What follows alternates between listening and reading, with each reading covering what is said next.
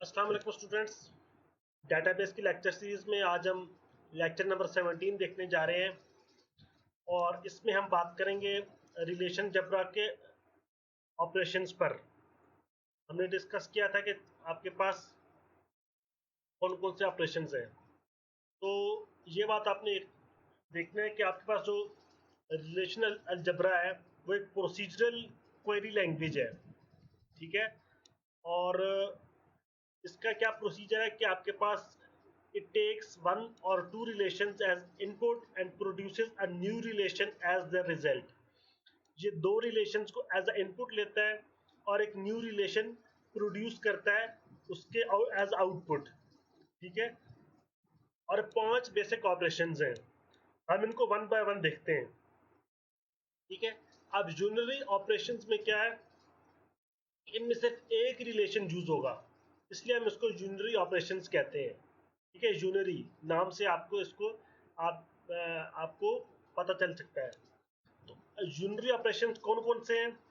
Select और project. ये अपने ऑब्जेक्टिव के लिए भी आपने अच्छी तरह इसको समझ लेना है कि दो आपके पास यूनरी ऑपरेशंस हैं, एक सिलेक्ट है और एक प्रोजेक्ट है, ठीक है। बाइनरी ऑपरेशंस क्या है?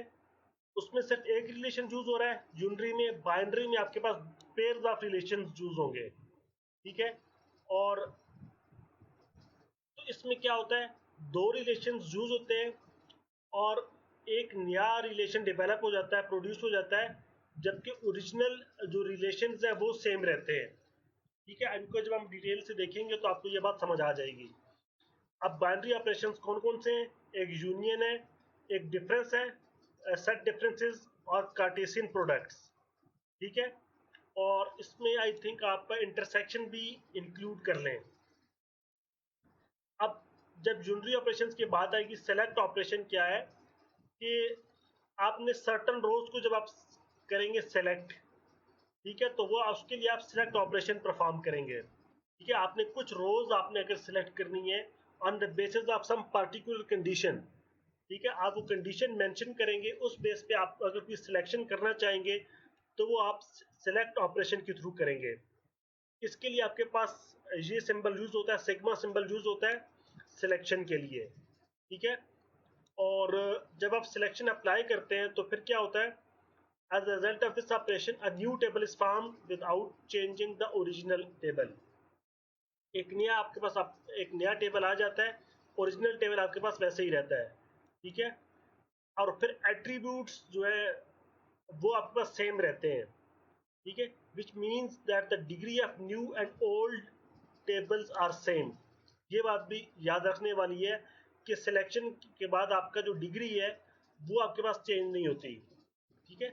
while processing a selection,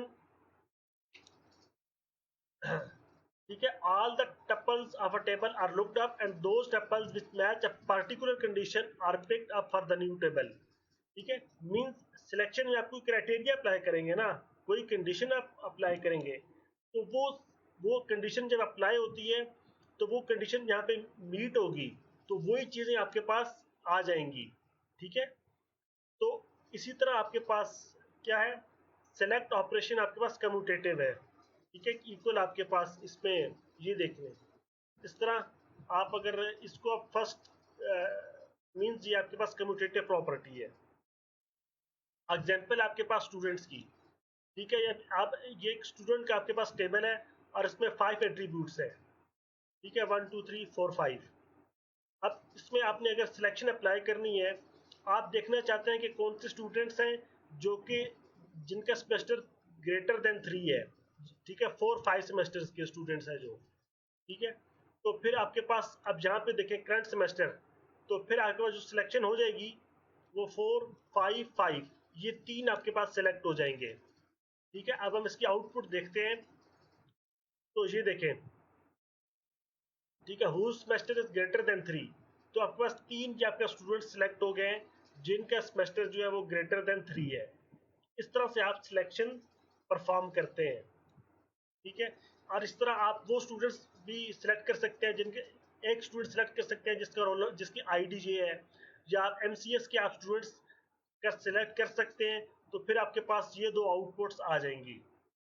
इस तरह आपके पास सिलेक्शन जो है अप्लाई होती है। फिर आपके पास जो प्रोजेक्ट ऑपरेटर है वो ये है कि इनमें जो डिफरेंस है, सिलेक्शन आपके पास, ये बात समझने वाली है, सिलेक्शन आपके पास हॉरिजॉन्टली अप्लाई होती है और प्रोजेक्शन आपके पास वर्टिकली अप्लाई होती है। इट वर्क्स वर्टिकली, ठीक है, प्रोजेक्शन, ये बात आपने समझनी है। और ठीक है, यही बात यहाँ पे कर रहा है। It produces a vertical subset of the table extracting the values of specified columns, eliminating duplicates and placing the values in a new table.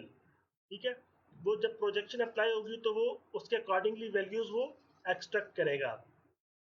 अब प्रोजेक्शन आपके पास इस ग्रीक लेटर से, ये आप सिंबल देख लें, इस लेटर से आपके पास डिनोट होती है।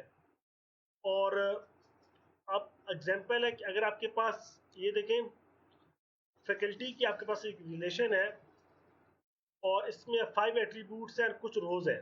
ये 5 एट्रीब्यूट्स हैं, 3 4 5। तो जब आप यहाँ पे अप्लाई करेंगे प्रोजेक्शन, तो all the rose of selected attributes will be shown for example. ठीक है, आपने अभी अप्लाई किया है सैलरी, आपने जब आपने के लिए आपने जब प्रोजेक्शन अप्लाई की है तो आपके पास सिर्फ सैलरी आपके पास शो हो जाएगी। ठीक हो गया, तो ये आपके पास एक प्रोजेक्शन की आपके पास एग्जांपल है। इस तरह आप किसी फैकल्टी का रैंक और सैलरी और रैंक दोनों आप फाइंड आउट कर सकते हैं, वो प्रोजेक्ट कर सकते हैं। नेक्स्ट चलते हैं। अच्छा, अब आ जाती है आपके पास कंपोजिशन ऑफ रिलेशनल ऑपरेटर्स। पहले हमने हमने अलग अलग परफॉर्म किया, सिलेक्ट और प्रोजेक्ट। अब अगर हम इनको at a time, same time हम अप्लाई करें, तो हम ये है कि सेम टाइम भी हम इनको अप्लाई कर सकते हैं नेस्टेड फॉर्म में। ठीक है, कि दोनों को आप एट अ टाइम आप अप्लाई कर रहे हैं, सिलेक्ट को और प्रोजेक्ट को। ठीक है, अगर आपने डिपार्टमेंट और उनका नाम आपने फाइंड आउट करना है, तो आपने दोनों ऑपरेशंस आपने परफॉर्म एट अ टाइम करने पड़ेंगे आपको। इस तरह फिर आपके पास फैकल्टी का नाम भी आ जाएगा, डिपार्टमेंट भी आ जाएगा। ठीक है, अब इस तरह से आप ये देखें, अब ये सिलेक्शन अप्लाई हो रही है और यहाँ पे ये प्रोजेक्शन अप्लाई हो रही है, तो आपने दोनों ऑपरेशन एट अ टाइम आपने अप्लाई किए हैं। ठीक है, तो ये आपके पास इस तरह आपके पास आउटपुट आ जाएगी।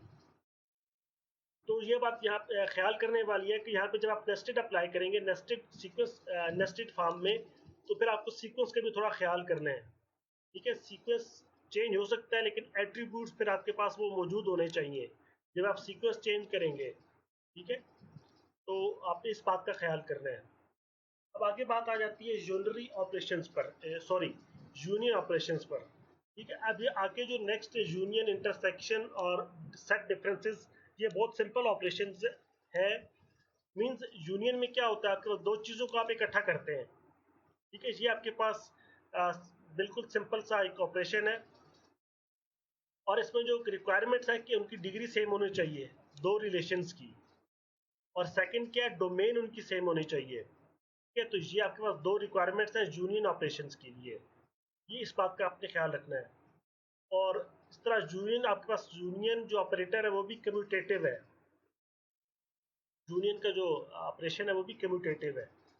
ठीक है, यानी R union S is equal to S union R. और ये आ गया आपके पास एग्जाम्पल है, एक कोर्स वन है और फिर कोर्स टू है। कोर्स वन के एक आपके पास टेबल है और कोर्स टू। अब अगर हम इन दोनों का हम यूनियन लेते हैं, हम देखना चाहते हैं कि मींस दोनों कैंपसेस पे कौन से कोर्सेज ऑफर हो रहे हैं। जब हम देंगे दोनों, तो ये सारी डिटेल्स आपकी जो है वो आ जाएंगी, लेकिन इसमें फिर डुप्लीकेशन नहीं होगी। ठीक है, तो इस तरह से आपके पास जो है ना, आपके पास आउटपुट आ जाती है। आपने इन दोनों टेबल्स को सिंपली कंबाइन कर लिया है, ये हो गया यूनियन। अब ये देखें, there are no repeated tuples, जो मैं बात में पहले कर चुका हूँ कि रिपीटिशन, इसमें कोई रो रिपीट नहीं हो रही।